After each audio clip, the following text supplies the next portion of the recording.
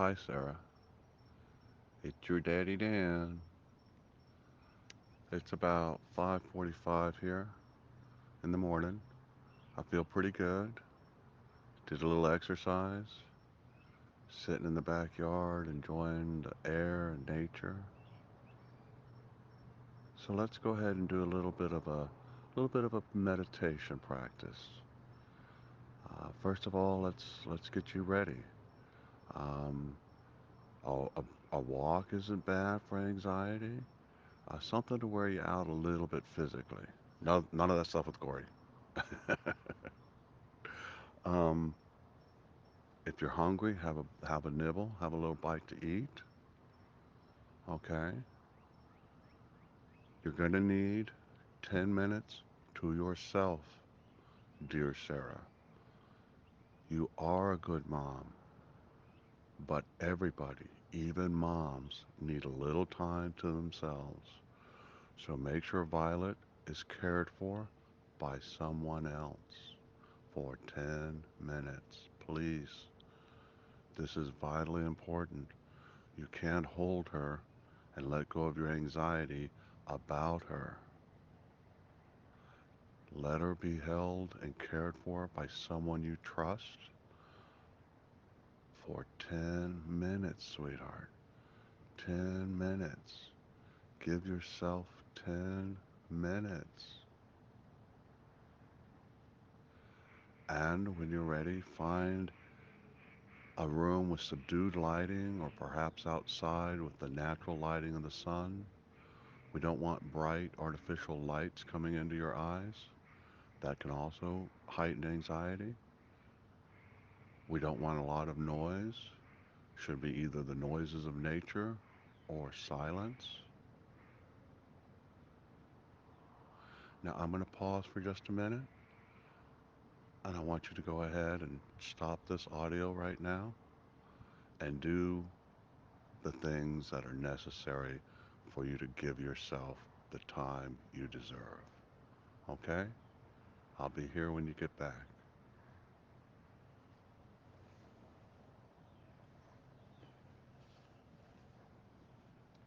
Okay, we're back. Now, some people say meditation laying down is okay, and I don't mind that, but I personally like the sit up position in a chair. You can also sit yoga style, I guess it's called the lotus position, where your legs crossed. That's a little harder on my back because you have to support your back so that you're straight up. And I'm gonna go along with I'm gonna guide myself a little bit as we go. So let's go ahead. I'm in a chair out in my backyard. I'm going to put my feet flat on the ground. I'm going to rest my palms. I'm going to rest my hands palm up in my lap. Take a little bit of a breath. And now, the thing I like to do is imagine a string very gently attached to the top of my head, very gently pulling me up. So, this causes me to straighten my spine and lengthen my neck. Let your spine and your neck be like a rod, an arrow, straight up, not hard, not hurting, just gently everything lines up vertically. Okay, that's great. Now let's begin with 3 cleansing breaths. The way I like to do them is in through the nose, every sip of air you can possibly get in through the nose. Hold your breath for at least 5 seconds and then out through the mouth very slowly with a hum or a sigh, an audible sigh or an audible hum. You want to feel your face, your mouth, your head vibrate slightly. So here's the first one. In through the nose, in through the nose, as deep as you can. Every sip of air. This is vital. Every sip of air. Hold it, hold it, and now slowly out out through the mouth. Uh,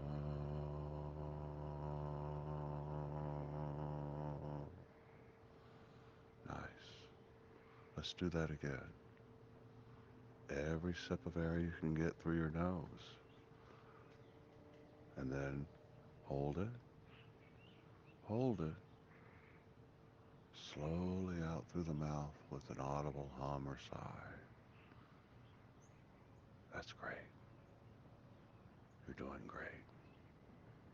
And now let's do one more, just like that again.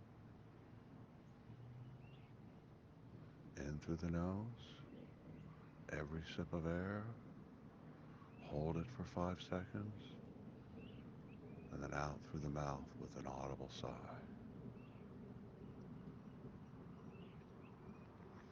At this point, we should be getting a little bit relaxed, still feeling a lot of anxiety, but just a little bit relaxed. It's okay, we're going to get there.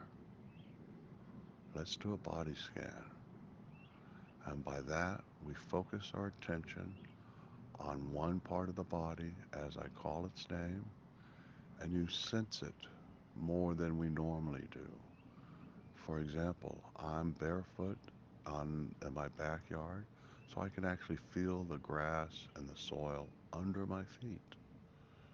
Normally we block that out, but it is there in the body, and the mind, the brain can pick it up. There it is. I feel it. I feel the grass under my feet. Do you feel what's under your feet? Maybe if you've got shoes and socks on, you feel the shoes and socks. That's perfectly all right. Now slowly move up into the ankles. What do your ankles feel like? Now feel your calves. If you're wearing pants or something around your legs, you can probably feel the fabric now. Then we move up into our knees and our thighs. And when I get to my thighs, I feel the chair that I'm sitting in underneath me, supporting me just as the world is supporting me. Now I move into my butt. I feel the chair again. I feel my shorts. I feel the fabric.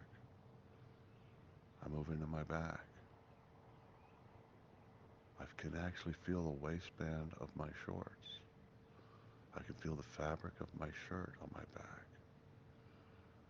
On my stomach, I feel the fabric. I feel what's inside my stomach. I haven't had breakfast. It's a little bit hungry, but not bad. I'm just acknowledging that it's there. Then I move up into my chest. Then for me, this is critical. I move into my shoulders.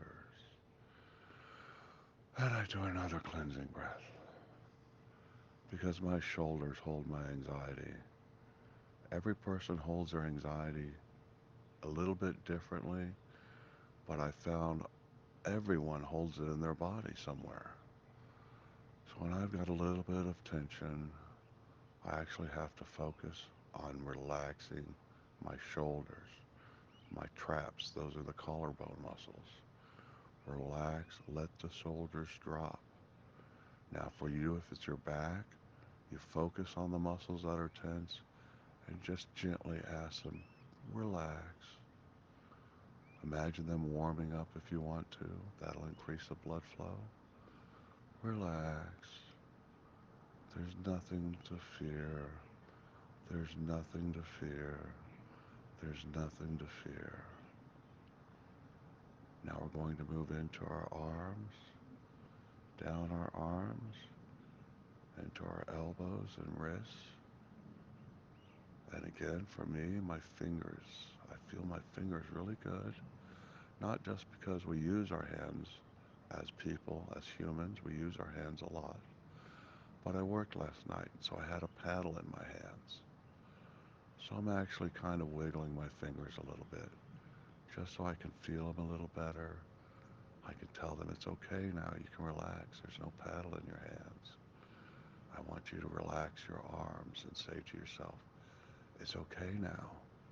Violet's safe. She's not in your arms. Relax your arms. Relax your arms. Relax Relax your hands. Relax every finger on both hands.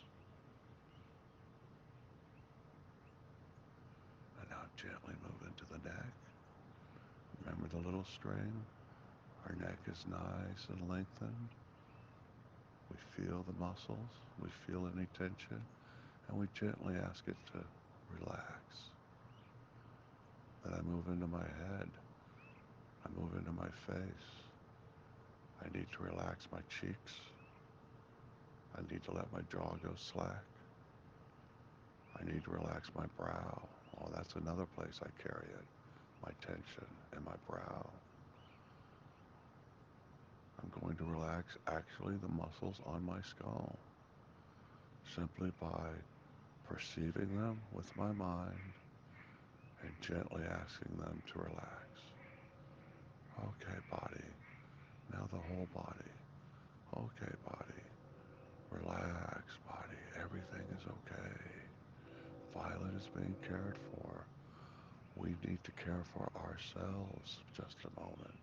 It's okay. It's okay. It's not selfish. It's self-preservation. If you have nothing left to give, Sarah, you have nothing to give, Violet. Keep yourself together for her, not in an anxious way, but imagine a cup. Imagine a well, let's say, instead of a cup. The water flows in the bottom of the well. We dip it out with a bucket. It flows in, we dip it out with a bucket. If we dip too fast with the bucket, we empty the well and we have to wait for it to fill up again because it's dry. If we pause between buckets, we dip the bucket in, we pull some out, and we pause for ourselves, the well will fill again. And that's a wonderful thing. That's you giving yourself time to fill your spirit. You are a mommy now, but you will never be just a mommy. You're Sarah, wife of Corey, daughter of Joe and Trish, sister of Michael, Australian daughter of mine, and you're your own person, Sarah. You are Sarah. You will always be Sarah. In the end, there is us and God, us and the higher power. Whatever higher power you believe in, that's fine. But in the end, it's going to be you and it. So you've got to preserve yourself for the higher power. Okay, we're about a little ways in. I've got one more exercise for us to do. I want to do. This is very critical. You're relaxed.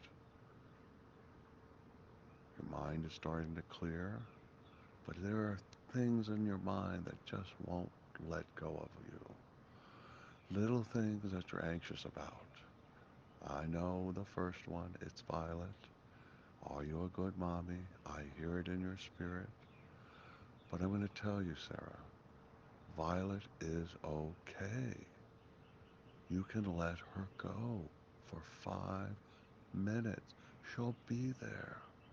She's not going anywhere, sweetheart. She's going to be there for you. So we're going to let her go, not just physically. We're going to let her go spiritually. We're going to give her to the higher power for 5 minutes.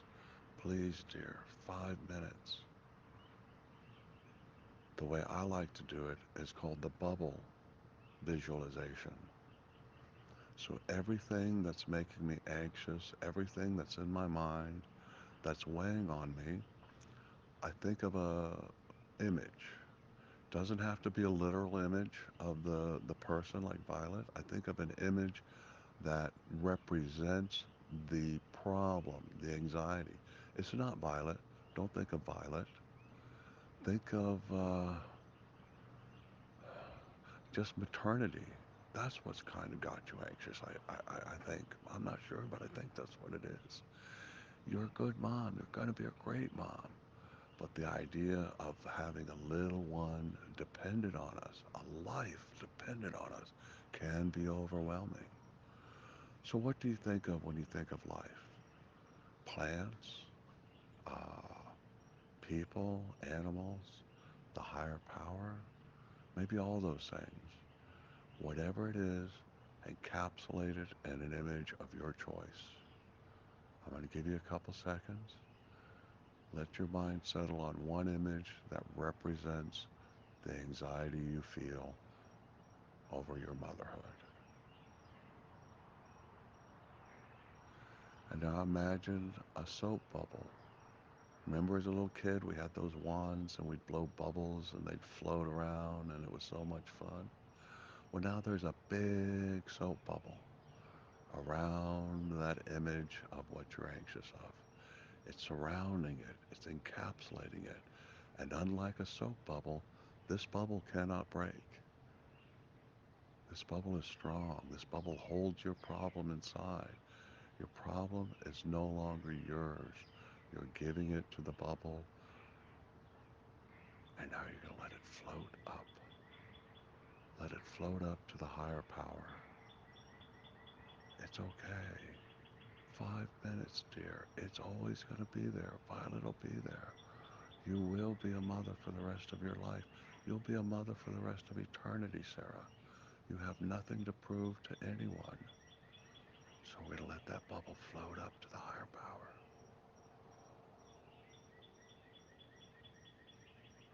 Now I want you to have an image of your mom, Trish. Doesn't have to be a literal image. What do you think of when I said the word your mom, Trish? Whatever came into your mind, whether it's a memory or an image, we're going to put that in a nice little bubble, a soap bubble again. A really tough soap bubble. That anxiety, that missing your mom, that sadness is now in the soap bubble. Now we breathe. We give it to the higher power so gently. We don't swat it away. We don't react to it. We just let it float away like soap bubbles do. Now I want you to think of Corey. I know you and him are doing good. I hope you are. I believe you are. But a relationship is also a stressor. He'll be there in 5 minutes, Sarah. Give your relationship to the higher power now. Again, an image that represents your relationship with Corey. A soap bubble surrounding it. And let it float away. Just let it float away. Give it to the higher power. Give it to your loved ones. Riley and Trish will take that for you now. They're going to hold it for you, and when you want it back, it'll always be there, Trish. It'll always be there, Sarah. I almost called you Trish.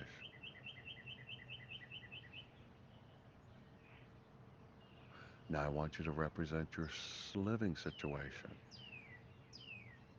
Some kind of image of your living situation. The house, the caregivers, whatever it is that's bothering you. From what you said, I guess you're not at home right now. I'm not sure. But whatever it is that you feel like you said you wish you could do it all yourself, but you can't right now, I want you to put that feeling in a bubble. So we got about 4 bubbles going here now. That's beautiful. And they're all floating away. We're just going to let the breeze and the wind waft them away. They're just floating away.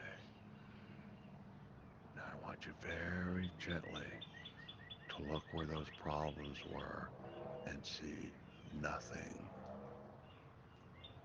See the nothingness, Sarah.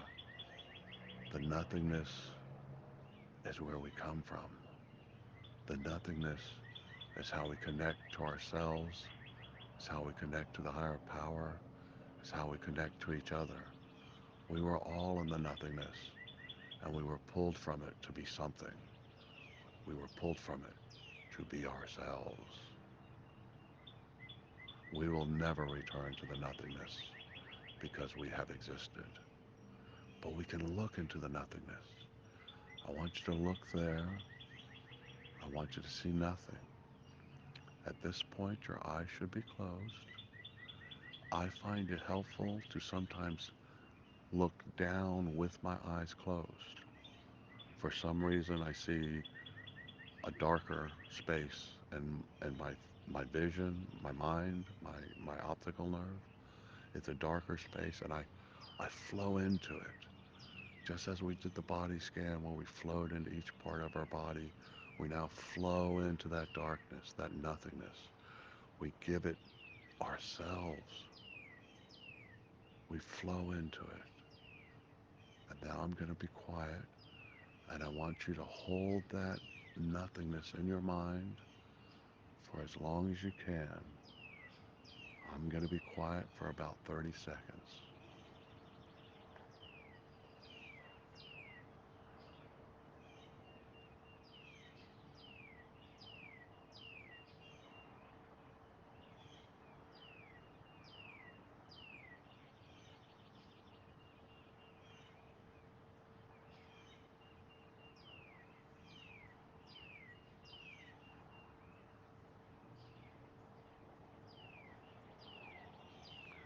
30 seconds seems like a long time, doesn't it? Well, that's how much time you have, Sarah. Every 30 seconds, you've got that much time. Time enough to do everything that you need to do. Time enough to learn how to be a good mommy. Time enough to feed Violet. Time enough to take care of yourself. Time enough for you and Corey. You have time enough. Now I'm going to very gently let you know what my theory is about that nothingness you looked in. I don't know if it's a real place. I don't know if it's a spiritual realm. But when we look at it, our brains shut off. The electrical activity of our brain stops.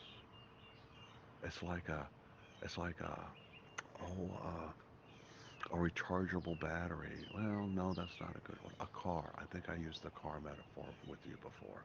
We run our cars night and day, if it were our brains anyway. Night and day. We're sleeping, our brains are running. We're at work, our brains are running. We're eating, our brains are running. We're sitting on the toilet, our brains are running. Our brains just never shut off anymore. If they start to shut off, what do? We grab a phone and look at the phone to keep the brain going. Well, we know it's not good for a car. Why would it be good for our brains? A car needs to cool off sometimes. It's not just, you can't just keep putting gas in the thing constantly and never shut it off. You've got to shut your brain off too sometimes. You've got to give yourself a break. Not just because of the spirit, but because of the physical nature of our bodies and our brains and our minds and our souls. We are not, we are not strictly spiritual beings. A spirit has no end. It can go forever. But a spirit needs to be at peace or it will be troubled. The peace of the spirit comes from the balance of the brain. The balance of the brain chemicals, the neurochemicals have to be balanced. When we worry too much, or we're too depressed, or even too manic, what happens is our brain becomes, it uses up one of the chemicals, but not all of them. So it's depleting some of the chemicals in our brain, some of the neurotransmitters, but not an even balance of them, like regular exercise or thinking. It's focused on one thing and it's eating up that chemical. And you need to shut your brain off so that chemical can be regenerated by your body and brain. It's going to reestablish a balance when you relax it. When you shut your brain off, you're giving it a chance to reestablish its balance. You did wonderful, Sarah.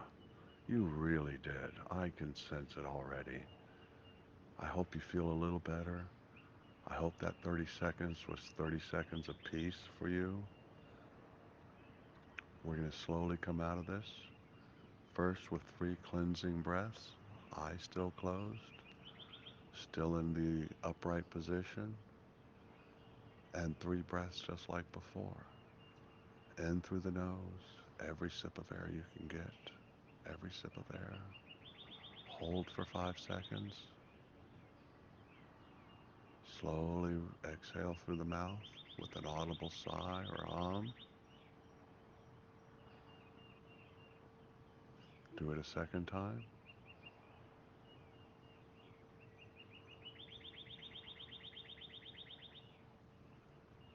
Exhale with a hum or sigh. And now third time.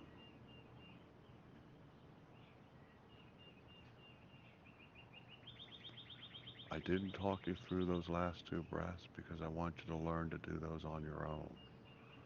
When you feel overwhelmed, remember you're just 3 breaths away from feeling a little bit better. Those long, deep breaths slow the body and slow the brain. Uh, every sip of air in and then holding it for a few seconds alerts the brain that it's time to relax a little bit. And then the slow exhale tells you it's going to be okay. Now I want you to slowly wiggle your fingers and toes. Shake your shoulders a little bit. Any stiffness in your body, go ahead and work that out a little bit. And when you're ready, only when you're ready, I want you to gently open your eyes.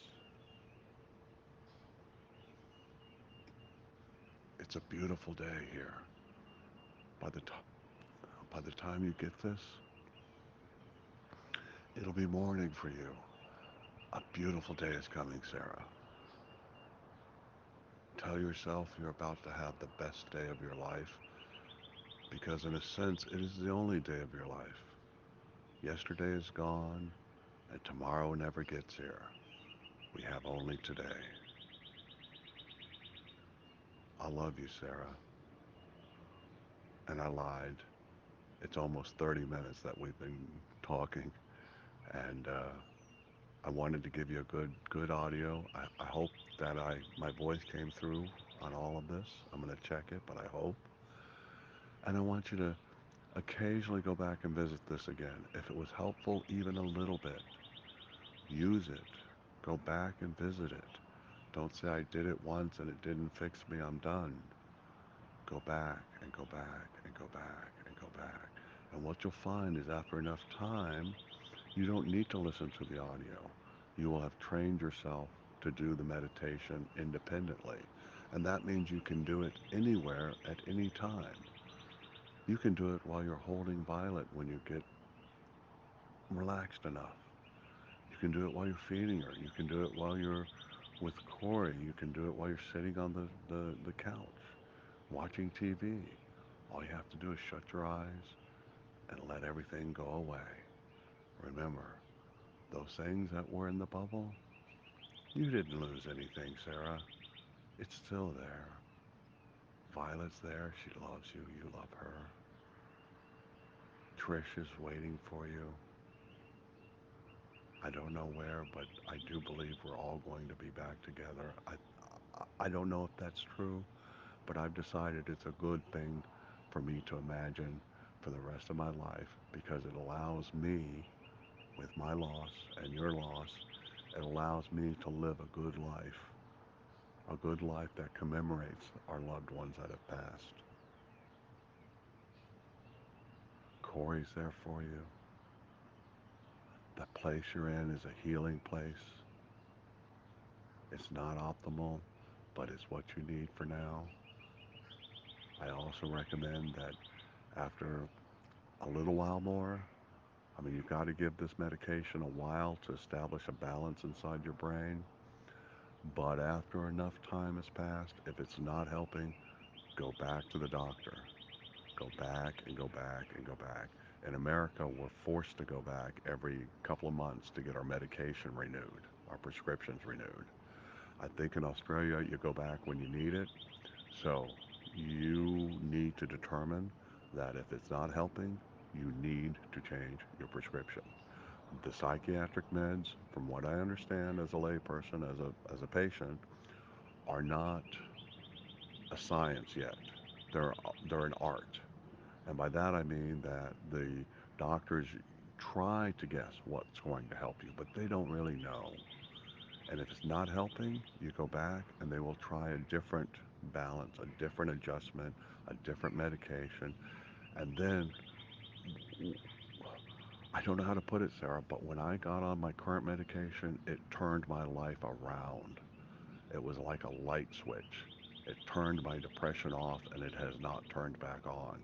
I take my medication every day. It was a little rough to adjust to, I'll admit that for the first month or so, but it's great. Once I adjusted to it, I have a new life. And I think there's probably a medication to help you with your anxiety, nothing addictive, but something that will help you with your anxiety when they find the right chemical that is imbalanced in your brain. Okay? I love you. I love you so much, Sarah.